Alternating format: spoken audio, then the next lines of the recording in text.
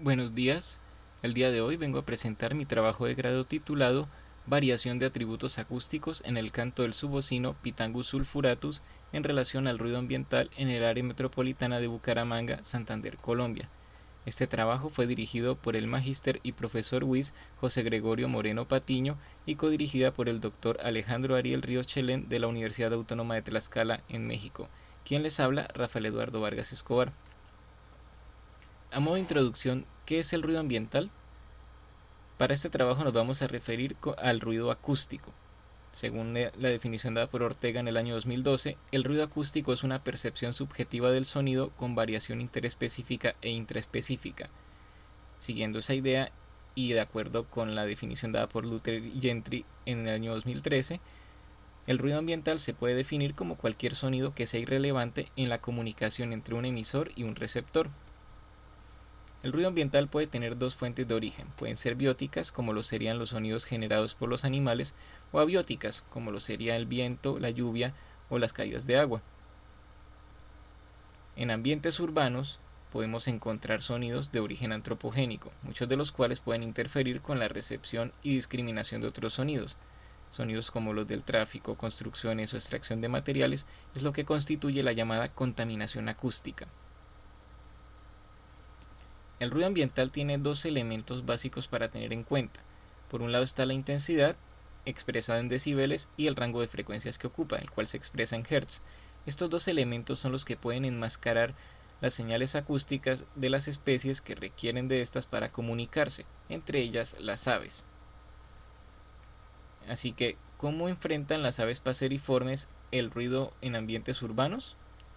Algunas estrategias que emplean estas aves en estos ambientes son aumentar la frecuencia mínima o máxima de su canto, aumentar la tasa de cantos, adicionar elementos al canto, disminuir la duración de este o aumentar la amplitud de este. Esto último se conoce como efecto Lombard.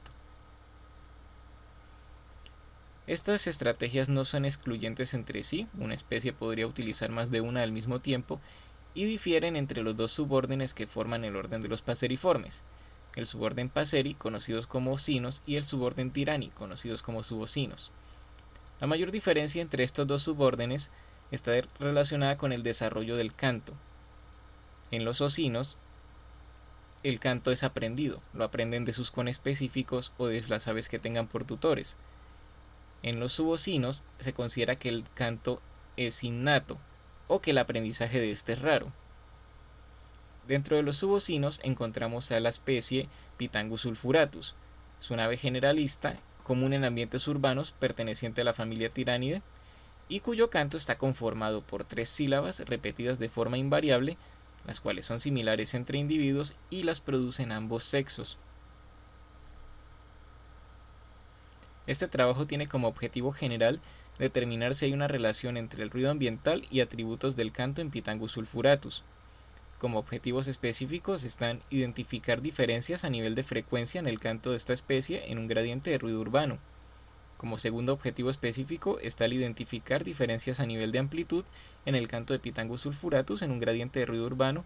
Y tercer objetivo, comprobar si existe relación entre la duración del canto con respecto al nivel de ruido ambiental. Para este trabajo se visitaron 11 localidades ubicadas en sectores urbanos en el área metropolitana de Bucaramanga entre el 4 de agosto del 2019 y el 17 de febrero del 2020, entre las 6:30 de la mañana y la 1 de la tarde. Entre estas 11 localidades se registraron un total de 18 individuos. Como pueden ver en pantalla están las localidades y el nivel de ruido promedio que obtuve el día que las visité. Para la grabación y registro de ruido ambiental se utilizó el siguiente equipo.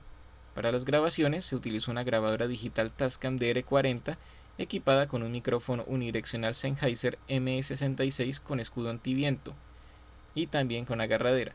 Esta grabadora se configuró a 16 bits de resolución y 44.100 Hz de tasa de muestreo. Para tomar los datos de ruido ambiental se utilizó un decibelímetro Unity UT352 configurado de la siguiente manera: pesaje o weightening A, respuesta lenta y un rango de 30 a 130 decibeles. La metodología empleada para la grabación de los individuos, su análisis, así como la configuración de los equipos, se basó parcialmente en la empleada por Riochelen y colaboradores en el año 2013.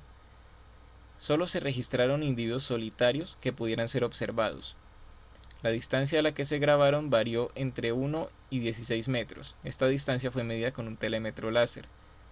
Para registrarlo se apuntó el micrófono en dirección al ave en todo momento.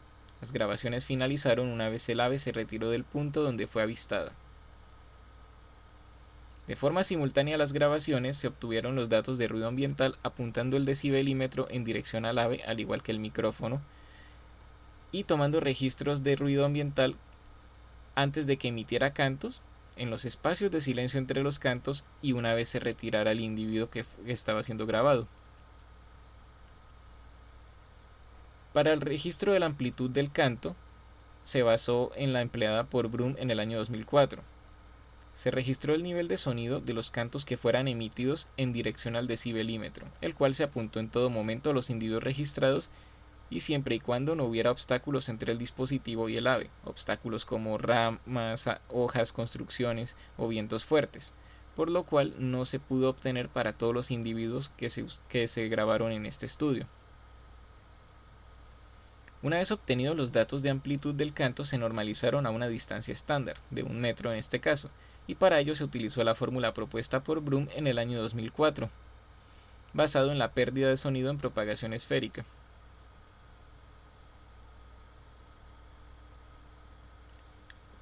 Las grabaciones se analizaron mediante el software Raven Pro y la configuración se hizo basada en la empleada por Riochelen y colaboradores en 2013. Configuración ventana tipo Han, tamaño de 512 muestras, ancho de banda de filtro a 3 decibeles de 124 y traslape de 50. Los atributos acústicos evaluados en Raven se obtuvieron tanto para cada canto completo como para cada una de las sílabas que lo componen. Estos atributos fueron el número de elementos, entropía promedio, tasa de cantos, frecuencia pico, número de armónicos, frecuencia al 5%, duración, frecuencia al 95% y nivel de canto, en este caso sería la amplitud. Al realizar los análisis en Raven se encontraron cantos saturados en algunas grabaciones. Una saturación es una distorsión y como pueden ver en pantalla, la primera imagen es una sílaba saturada en contraste con una sílaba no saturada, así como un espectrograma saturado como en contraste con uno no saturado. Esta saturación o distorsión puede afectar algunos atributos, por lo cual se procedió a realizar un experimento para descartar aquellas variables que pudieran verse afectadas por esta saturación. El experimento consistió en grabar 20 veces un único canto, 10 veces saturándolo en la grabadora y 10 veces sin saturar, de 10 individuos diferentes, reproduciendo estas grabaciones en un altavoz y grabándolo a 10 metros de distancia. Las grabaciones que se reprodujeron para este experimento eran grabaciones que no tenían saturación de las que se habían obtenido originalmente en el trabajo. Posteriormente se obtuvo la medida de cada uno de los atributos acústicos y se realizó una prueba de T pareada mediante el software RStudio. Al realizar la prueba de T encontramos diferencias significativas en los atributos frecuencia al 5%, entropía promedio, los cuales se descartaron del trabajo, y la variable frecuencia al 95% resultó ser marginalmente significativa, así que se descartó también, quedando número de elementos, frecuencia pico, duración, tasa de cantos y nivel del canto.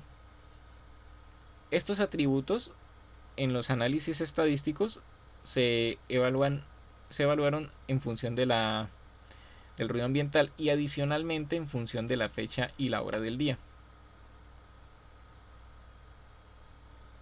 Para los análisis estadísticos, todos se obtuvieron mediante el software RStudio.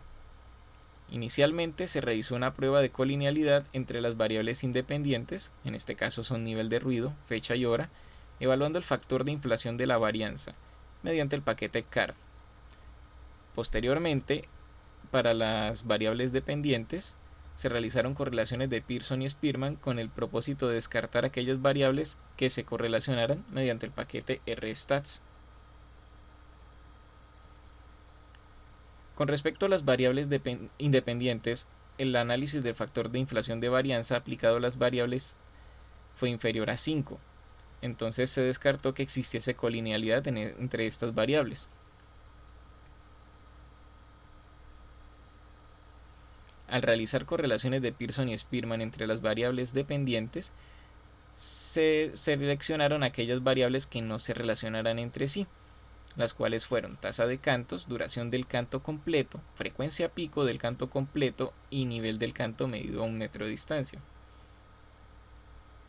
Una vez seleccionadas estas variables para los análisis estadísticos, se obtuvieron modelos lineales para analizar la respuesta de estas en función de la fecha, hora y nivel de ruido ambiental mediante el paquete RStats. Cada modelo obtenido se graficó utilizando los paquetes ggplot2 y ggpvr en el software RStudio. Como resultados y discusión tenemos como primer resultado relacionado a la frecuencia pico, que no se encontró una relación significativa entre la frecuencia pico y el nivel de ruido ambiental, tampoco con la fecha o la hora. El hecho de que no exista relación, de que no se encontrara relación entre la frecuencia pico y el nivel de ruido ambiental contrasta con lo encontrado para otras especies de aves, entre ellas otro tiránido, según lo reportado por Francis y colaboradores en el año 2011, en el cual encontraron una relación positiva entre la frecuencia pico y el nivel de ruido. Una posible explicación a esta ausencia de relación entre frecuencia pico y nivel de ruido ambiental podría ser, según Judy Cardoso en el año 2010, que la frecuencia pico es menos propensa a ser enmascarada por el ruido ambiental, a diferencia de la frecuencia mínima que no se evaluó en este trabajo. Como segundo resultado, tenemos el relacionado al efecto Lombard, la relación entre el nivel de canto con respecto al nivel de ruido ambiental. No se encontró una relación significativa entre el nivel de canto y el nivel de ruido ambiental. Tampoco con la fecha ni con la hora. Esto podría deberse a que, según lo mencionado por Solinger y colaboradores en el año 2011, producir cantos con una mayor amplitud implica un mayor costo metabólico. Por otro lado, según Solinger y Brun en el año 2017, un aumento en la amplitud de los cantos podría provocar una agresión territorial por parte de conespecíficos. Con respecto a la duración del canto, como tercer resultado, no se encontró una relación significativa entre la longitud del canto y el nivel de ruido ambiental, al igual que en las otras dos variables, tampoco con la fecha o con la hora. No se encontró que fueran ni más largos ni más cortos o que tuvieran más o menos elementos, lo cual contrasta con lo encontrado para otro tiránido, según lo reportado por Riochelen y equipo en el año 2013, en el cual la especie Pyrocephalus rubinus muestra una relación positiva entre el número de elementos de su canto y el nivel de ruido ambiental. Como cuarto resultado, tenemos que la tasa de cantos se relaciona significativa y positivamente con el nivel de ruido ambiental. Esta relación podría deberse, según literatura consultada, en que aumentar la tasa de cantos, el número de cantos por unidad de tiempo, aumenta las posibilidades de que sea transmitido exitosamente. Este resultado contrasta con lo encontrado previamente, con lo encontrado en este mismo estudio con respecto a la duración del canto. Normalmente, según la literatura consultada, una disminución en el tiempo del canto está relacionado con una mayor tasa de estos, pero no fue el caso en esta especie. Por otro lado, al igual que en las otras tres variables evaluadas, la tasa de cantos no se relacionó con la fecha o con la hora. La ausencia de relación de estas variables, de estos cuatro atributos acústicos con respecto a la hora, podría deberse al restringido rango horario que utiliza en este estudio, el cual iba de 6:30 de la mañana a 1 de la tarde. Con respecto a la ausencia de relación con la fecha, a pesar de que un aumento en la tasa de cantos hace más podría ser que las hembras en temporada reproductiva prefieran a los machos con cantos más repetitivos, y considerando que algunas de las fechas de grabación en este estudio coincidieron con la temporada de reproducción de esta especie, la cual va de octubre a diciembre. En el hecho de que en esta especie tanto machos como hembras produzcan el mismo repertorio de cantos descarta esa posibilidad, y el hecho de que tanto la variable tasa de cantos como los otros atributos acústicos no se relacionaran con la fecha descarta la posibilidad de que estuvieran relacionados de alguna manera con la temporada reproductiva de esta especie. Como conclusiones, los resultados obtenidos permiten inferir que la especie Pitangus sulfuratus emite una mayor cantidad de cantos por unidad de tiempo para enfrentar el nivel de ruido en ambientes urbanos dentro del área metropolitana de Bucaramanga, y esto no compromete la duración de su canto. También se puede inferir que el canto de esta especie no se ve afectado por la fecha, considerando que algunas de las fechas coincidieron con la temporada de reproducción, y que los atributos evaluados en este trabajo no mostraron relación con esta variable. Debido a que las grabaciones se restringieron a horas de la mañana, la ausencia de relación entre hora del día y los atributos que se evaluaron no es concluyente. Podría serlo solo si lo restringimos a horas de la mañana. Y finalmente, los resultados obtenidos para la relación del nivel de canto de esta especie con el nivel de ruido ambiental, fecha y hora no son concluyentes debido al bajo número de individuos registrados, por lo cual se recomienda registrar el nivel de canto de un mayor número de individuos de esta especie con el propósito de evidenciar o descartar la ocurrencia del efecto Lombard. Y también se recomienda extender el rango de horas de grabación con el propósito de evaluar una relación entre la hora del día y los atributos acústicos de la especie Pitangus sulfuratus.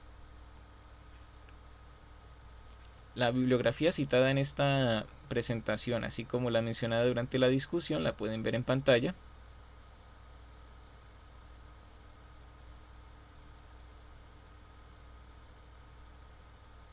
Muchísimas gracias por su atención.